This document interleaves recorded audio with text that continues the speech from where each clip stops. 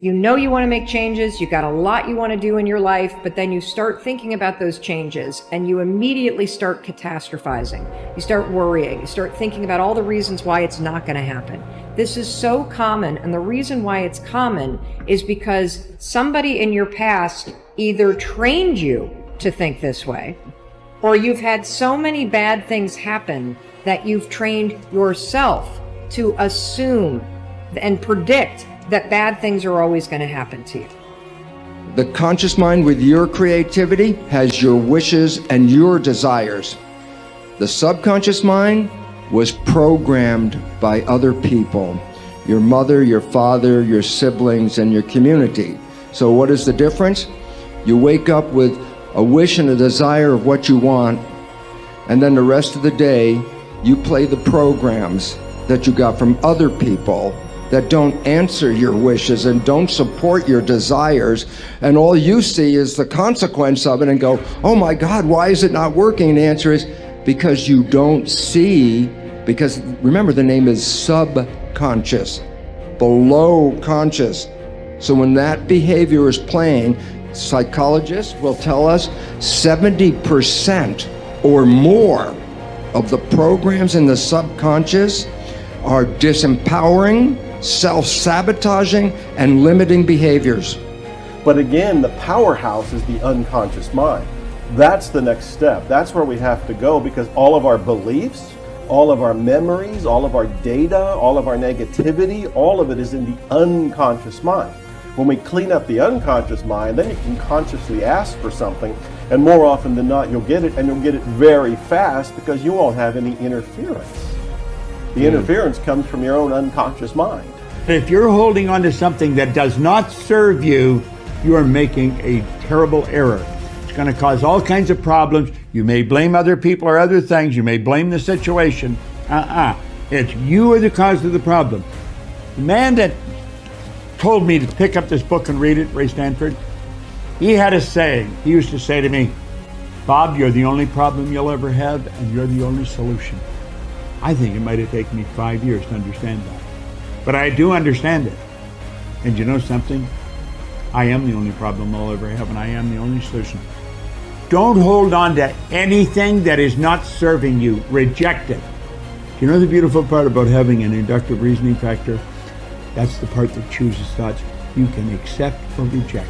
The beautiful part of your mind, you can accept or reject anything that comes into your world. Accept or reject it. It's a choice.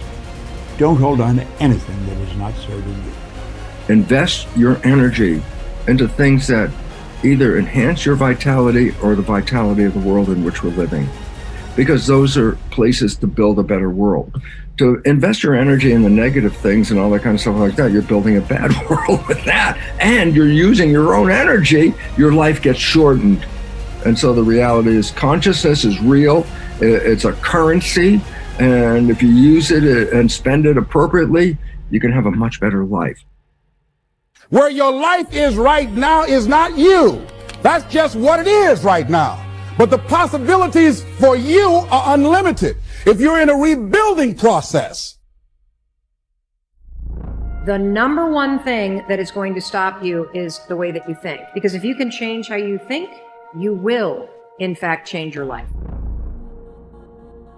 I believe the way that you think is a choice. I believe that you are either going to repeat the thinking patterns that you've always had this year, or you can evolve them. Because when you change how you think, you will change your life.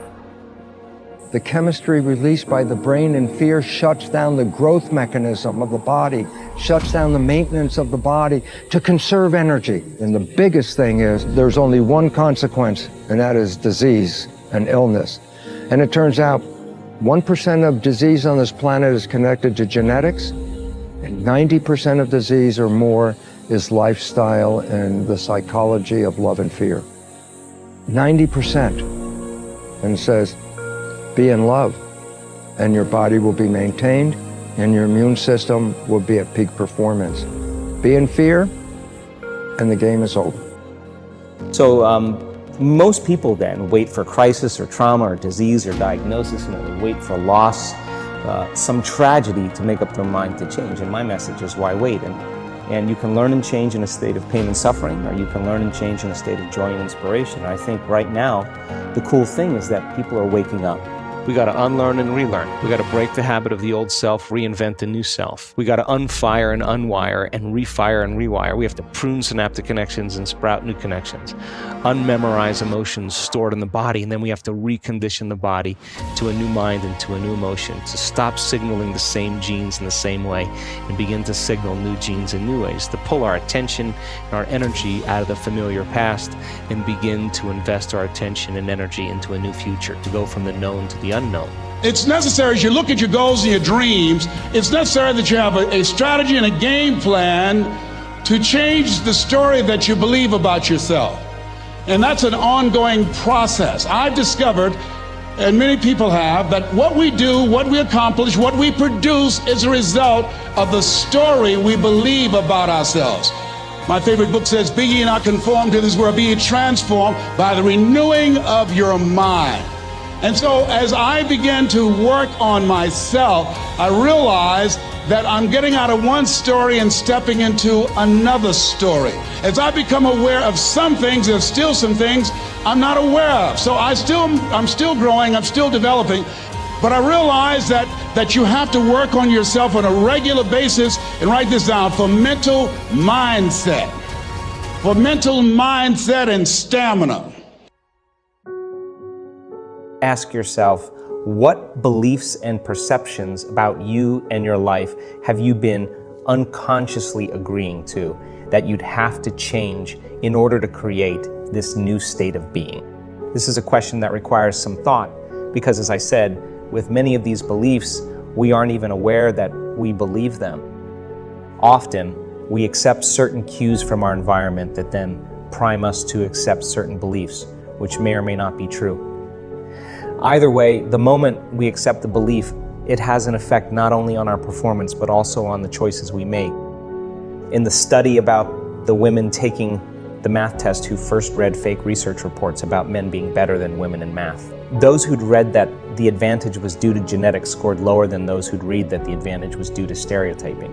Although both reports were false, men are no better at math than women. The women in the group who'd read that they had a genetic disadvantage believed what they'd read and then scored lower. It was the same with the white men who were told that Asians score slightly better than whites on a test they were about to take. In both cases, when the students were primed to unconsciously believe they wouldn't score as well, they in fact didn't, even though what they were told was totally false. With this in mind, take a look at this list of some common limiting beliefs and see which ones you may be harboring without being fully aware that you're doing so. I'm not good at math. I'm shy. I'm short-tempered. I'm not smart or creative. I'm a lot like my parents. Men shouldn't cry or be vulnerable. I can't find a partner. Women are lesser than men. My race or culture is superior. Life is serious. Life is difficult and no one cares. I'm never going to be a success. I have to work hard to make it in life. Nothing good ever happens to me. I'm not a lucky person. Things never go my way.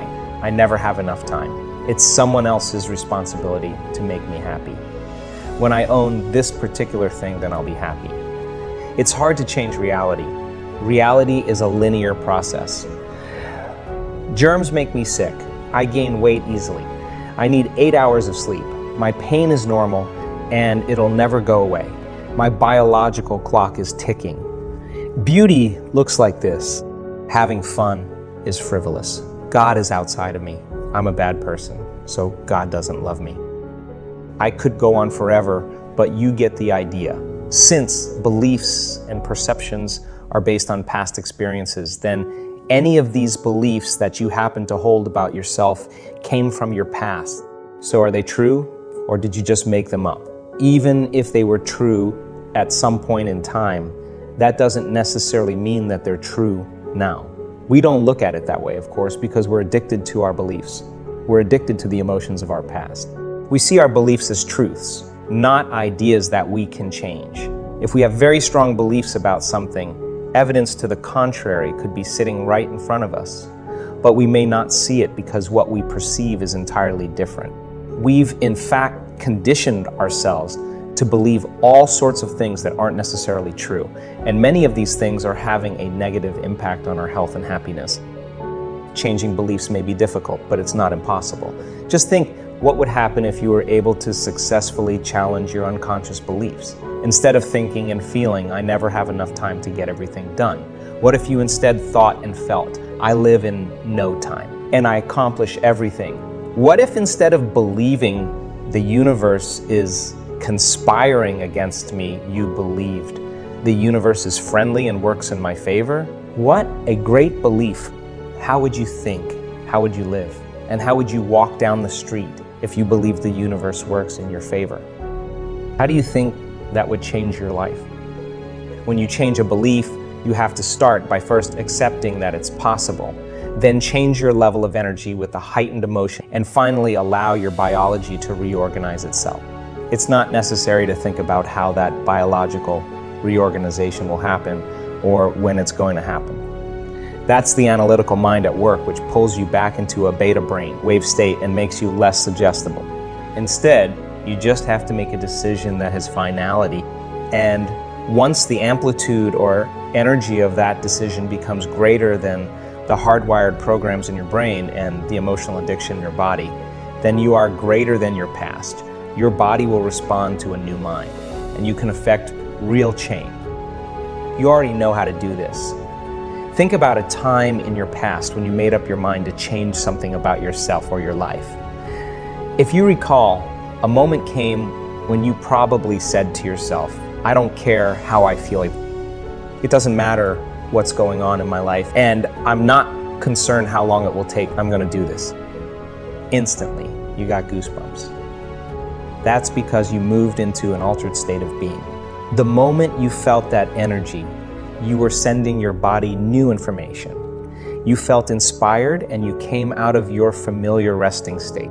That's because by thought alone, your body moved from living in the same past to living a new future. In reality, your body was no longer the mind. You were the mind. You were changing a belief.